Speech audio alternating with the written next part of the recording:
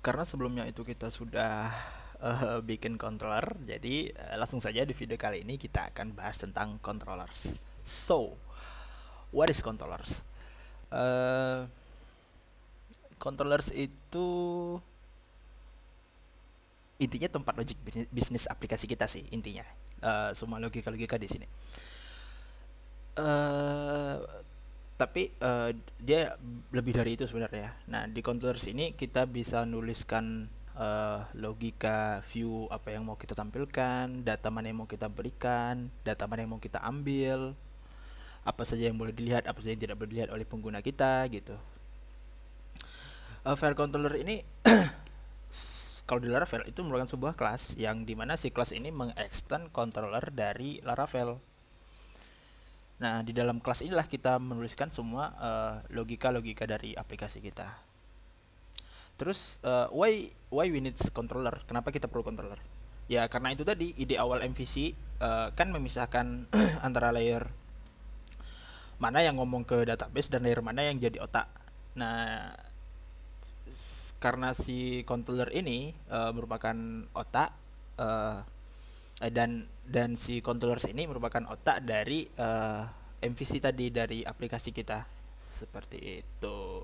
Terus dengan kita punya controller akan membuat kita lebih mudah dalam mendebug sistem kita, dalam mendebug aplikasi kita, karena kita hanya perlu mencari kesalahannya yang biasanya terjadi itu entah kurang titik koma dan lain sebagainya itu di satu tempat saja di controller ini, walaupun ya memang ada juga kesalahan yang ada di views atau model, tapi tingkat kemungkinan kesalahan tadi itu sangat kecil. Dan kalaupun ada biasanya itu nggak jauh dari apa ya, salah panggil nama variabel ataupun kesalahan penulisan sintaks seperti itu. Nah, karena kita halaman home controller ini bertanggung jawab di views home ya yang ini, kita sekarang itu tidak akan menampilkan langsung dari URL kita dari root tapi kita akan uh, membuat si routing ini memanggil si controller dan si controller akan menampilkan view dari home tadi. Caranya gimana? Caranya gampang. Caranya teman-teman bisa ini dihapus dulu ya sampai sini sebelum koma. Kemudian buka array ya. Ini di Laravel terbaru. Kalau di Laravel versi 6 atau versi berapa ya itu? Versi 5 itu penulisannya teman-teman pakai array seperti ini, nama controllernya, kemudian nama metodenya apa. Nah, di Laravel versi 8 ya, karena saya sekarang menggunakan Laravel versi 8, itu cara penulisannya agak sedikit berbeda. Nah, cara penulisannya itu kita panggil nama si controller home tadi. Caranya kita panggil app-nya, kemudian kita pergi ke HTTP-nya, kemudian kita pergi ke controllers-nya, kemudian kita panggil home controller tadi. Kemudian kita bikin kita turunkan kelasnya. Terus kita mau panggil fungsi apa? Kita mau panggil fungsi index ya, karena si index ini akan menampilkan halaman home tadi. Alright, alright, alright. Nah, sekarang kalau misalnya kita pergi ke halaman home, ini akan menampilkan kesalahan atau error. Karena apa? Karena kita belum punya fungsi index tadi gitu. Nah, untuk itu kita bikin dulu fungsi indeksnya. Kita pakai public function index gitu gitu, kemudian kita return, kita tinggal return saja view-nya. Kita mau return view apa? Kita mau return view home. Alright, kalau kita reload seharusnya sekarang itu nampilkan halaman home. Oke, nah kita akan refactor juga halaman-halaman lainnya. Kemudian kita ke about, kita bikin dulu controllernya, php artisan make controller about controller. Kemudian kita juga bikin untuk kontak php artisan make controller kontak controller. Oke. Nah, si halaman about ini dia akan manggil si about controller class ya. Teman-teman bisa juga menuliskan seperti ini ya. Kalau di VS Code nanti dia otomatis memanggil si use app about controller, nanti kita tinggal panggil di bawah untuk apa ya, efisiensi penulisan kode sih. Ini juga kita bisa pindahkan ke atas, kita cut, kita pakai juga use app controller, home controller. Nanti di sini kita tinggal panggil si home controllernya. Alright. Begitu juga dengan si kontak enggak, ini kita kurang nama fungsinya, kita mau panggil fungsi index. Kemudian di sini juga kita hapus sampai sini. Kemudian kita bikin array.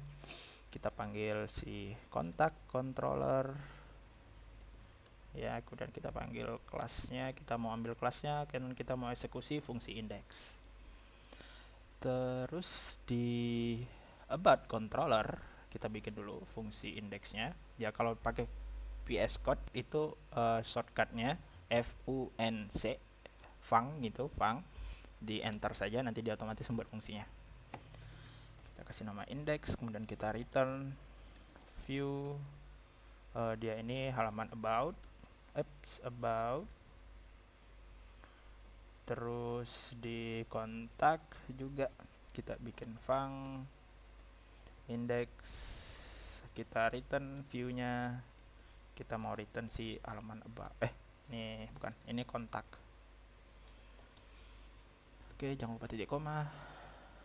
Sekarang kalau misalnya kita reload, kalau kita reload ke about, menampilkan halaman about, ke kontak, menampilkan halaman contacts. Alright, nah sekarang kita sudah punya controller, kita sudah punya views juga, kita sudah punya routing. Terus hal yang paling sering kita gunakan di controller itu adalah kita parsing data dari controller ke view tadi, kita kirim data gitu. Nah, untuk cara mengirim datanya sendiri, kita contohkan di home saja. Ini kita tutup dulu, ini tutup, ini juga nggak perlu. Nah, cara untuk memparsingnya, misalnya kan di halaman home controller ini kita punya, taruhlah kita punya data pelanggan gitu, atau clients. Kita punya data clients, di mana client ini dia itu dalam bentuk array key value. Alright, ini kita ginikan dulu bentuk arraynya. Misalnya di sini name-nya itu John gitu, John Doe. Kemudian kita copy saja ini, kita jadikan berapa nih, 4. Yang kedua Mary, kemudian kita punya Ezzy, dan terakhir kita punya Doe gitu. Nah, Doe. Nah, untuk memparsingnya itu ada 2 cara sebenarnya. Kita bisa pakai fungsi compact seperti ini gitu, kemudian kita panggil nama variabelnya apa di dalam stringnya, atau kita pakai seperti bentukan array gini.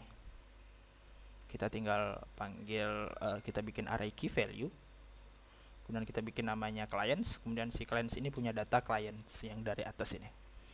Nah, di awal-awal saya belajar Laravel, saya itu lebih paham penggunaan cara mengirim data ke view itu seperti ini, karena lebih jelas ini namanya apa, nama variabelnya apa dan nilainya apa. Tapi di Laravel sendiri itu direkomendasikan untuk menggunakan fungsi compact seperti ini.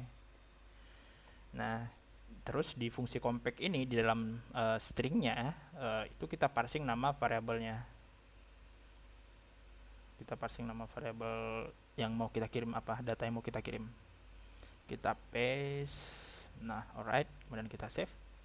Sekarang kalau kita reload, ya dia di halaman home, dia tidak terjadi apa-apa karena kita belum tampilkan datanya. Nah, untuk menampilkan datanya kita akan menggunakan sintak dari Blade, yaitu for each.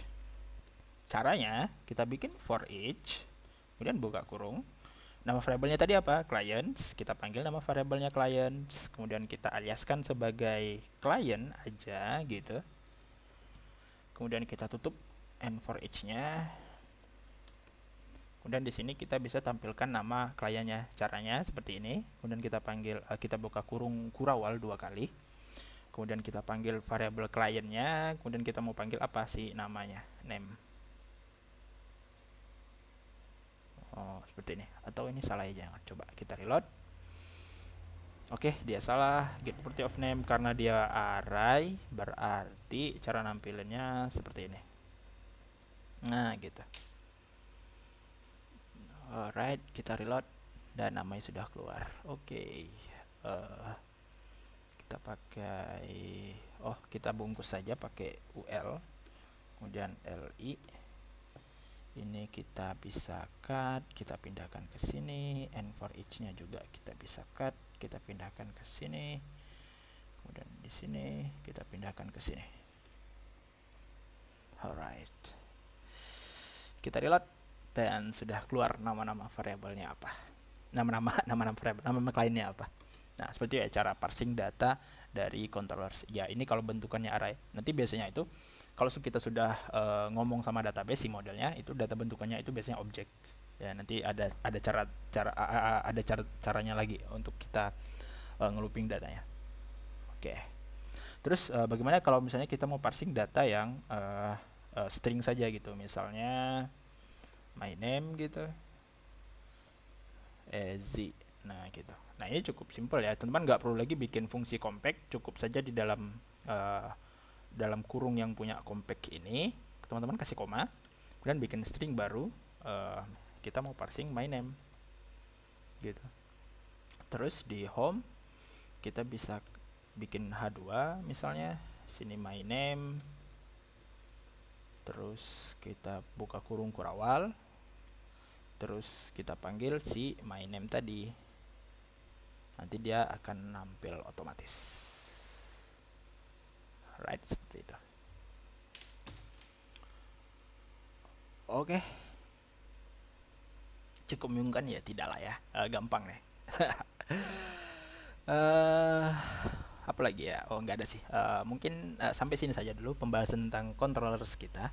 Nanti kita akan bahas juga tentang bagaimana sih si cara controller ini bisa ngomong sama si model atau bisa ngomong sama database kita.